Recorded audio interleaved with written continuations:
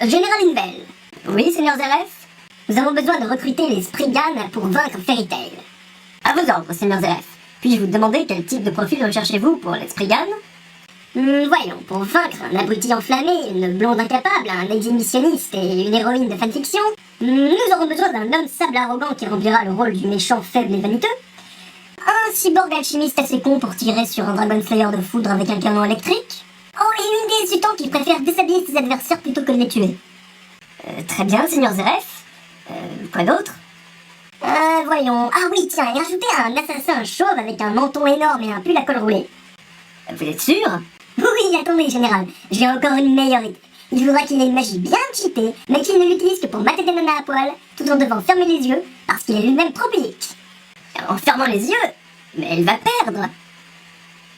Oui? Et donc? Ah. Putain, mais Mashima, mais est-ce qu'un jour tu pourras donner de la crédibilité à tes Spriggan? Est-ce qu'un jour ça va être possible? Je sais pas, mais. Enfin.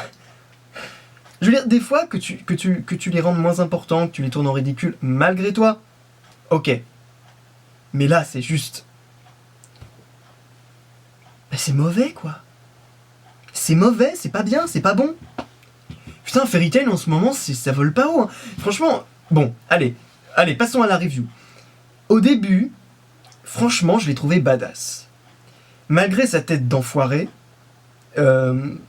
j'allais dire Jared Leto. Non, Jacob Lessio avait une approche, malgré un caractère design un peu bizarre, même si il a un côté classe quand même. Il avait une introduction qui était franchement pas trop mal. J'avais eu des problèmes un peu avec le Lucy Kick de Lucy. Là, on nous fait la même chose en plus. Donc c'était tellement un foreshadowing en plus. Bon, il est pas one shot. C'est déjà bien. Mais bon, la fin du chapitre promettait vraiment de la merde. Franchement, la fin du chapitre précédent promettait de la merde. Je me disais bon, Jacob Lessio, c'est fini. Et le début du chapitre, je vais être honnête avec vous, le début du chapitre 478, j'étais là. Franchement, j'étais ah bah putain, Jacob Lessio, c'est un bon Spriggan. Franchement, je me disais, ah ouais, bah lui, au moins, on a... c'est vraiment bien ce qu'on voit de lui. Et je vais être honnête. Pourquoi j'ai pensé ça? Et bah c'est exactement ce que je pense de la définition du bon combat dans un manga. Ce que je pense, c'est qu'un combat, il est appréciable, même si vous avez quelqu'un qui est censé être, qui est moins fort ou plus fort ou je ne sais quoi, quand vous voyez qu'il y a vraiment un combat. C'est-à-dire que c'est pas un massacre, quoi. Et sauf si c'est pour montrer, sauf si c'est un autre procédé de narration qui est là pour montrer la valeur d'un autre personnage. Donc vous faites perdre un personnage exprès pour ensuite montrer que l'ennemi était fort et quand il va se faire défoncer par le héros, et ben vous vous dites ah oui le héros. Mais c'est un procédé qu'il faut pas trop en abuser. Voilà, parce que sinon après il y a plus aucun sentiment de danger de la part des ennemis. Et là au début. Vous avez vu comme moi, il y a un espèce de sacré échange de coups entre Natsu et Jacob Lessio. Natsu qui lui fout un coup de poing, l'autre qui lui fout un coup dans le ventre et il le reprend comme ça, bim bam boum, coup de pied, coup de poing, tout ça. Ensuite, il y a Jacob Lessio qui ressort ses techniques de magie. D'ailleurs, on en apprend un peu plus sur la magie, j'y viendrai en deuxième temps, sur sa magie. Mais voilà, il y a un vrai combat. C'est un petit peu comme il y avait eu avec au tout début entre Laxus et Val. Il y avait un vrai combat. Pas du tout comme pour Erza et Agile. Erza et Agile, ça avait été genre Erza qui en gros, bon, Erza et Agile au début c'était un petit peu ça. Puis ensuite, Erza lui a défoncé la gueule. Puis donc il s'est vénère. Agile a invoqué son Sun World. Il a commencé à battre Erza. Et ensuite voilà, c'est toujours des gros comme ça. Vous avez un gros moment où il y a le héros qui est là, puis ensuite le méchant est là, puis ensuite le héros est là. C'est pas intéressant. Moi, ce que je veux voir, c'est quand il y a vraiment du combat comme ça. Et là, on a ça.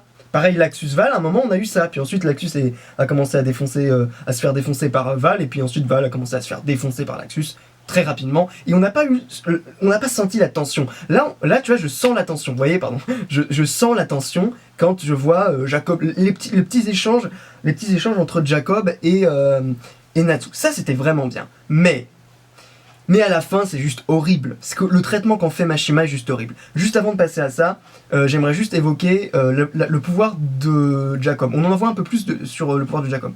Donc en fait, contrairement à ce que je pensais, c'est...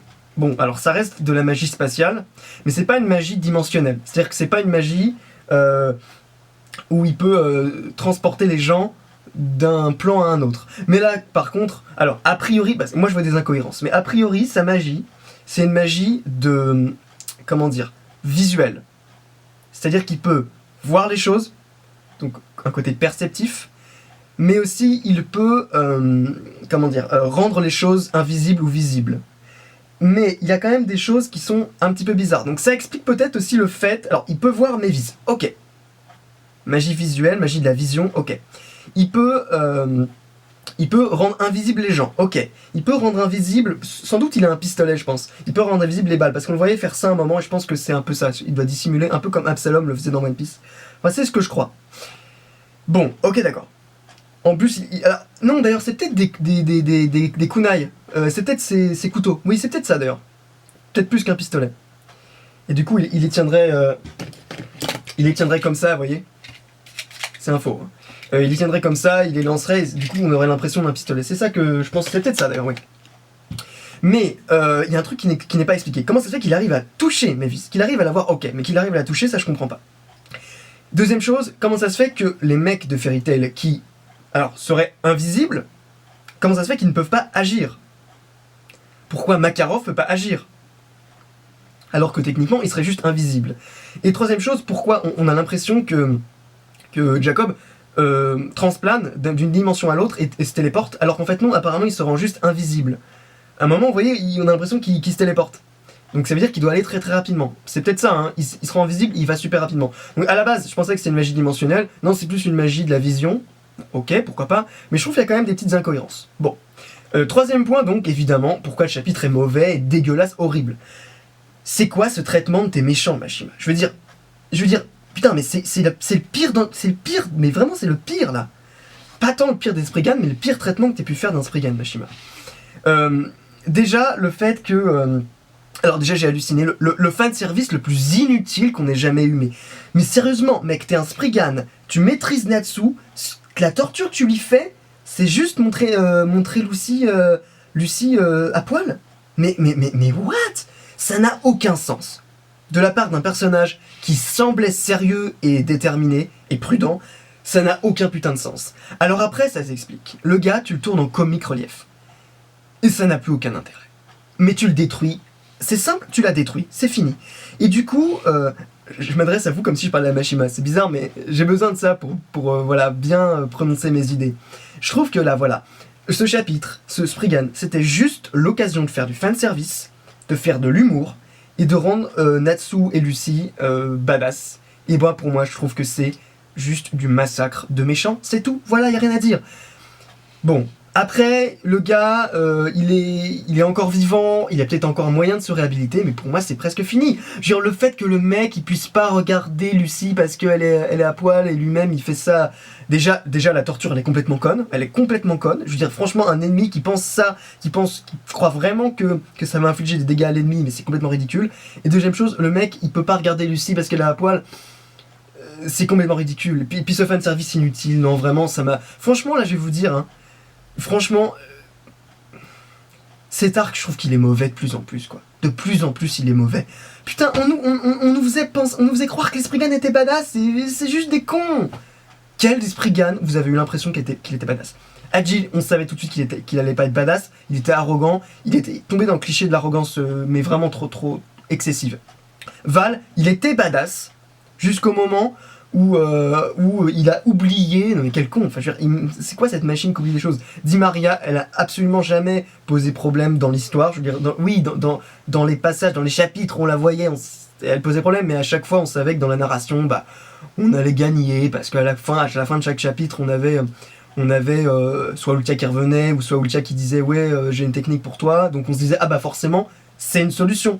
C'est des cliffhangers qui apportent des solutions. C'est pas des cliffhangers qui apportent des menaces. Regardez, s'ils avaient par exemple changé, s'il avait fait un cliffhanger avec Di Maria qui se change, qui met son God Soul, son takeover, là on aurait été hypé, vous voyez?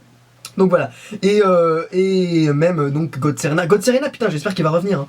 Hein. On a encore Bloodman et Invel et Nineheart. Et le quatrième, je crois qu'on n'a pas encore vu. 4 Spriggan. Il y en a déjà du coup Val, Jacob, Agile, Di Maria, God Serena. 5 qui sont fait buter. Donc c'est un peu dommage. Et franchement, je trouve que Fairy Tail, c'est mauvais en ce moment. Bon les amis, voilà, c'est un petit peu triste comme review, mais c'est comme ça. Allez les amis, ciao!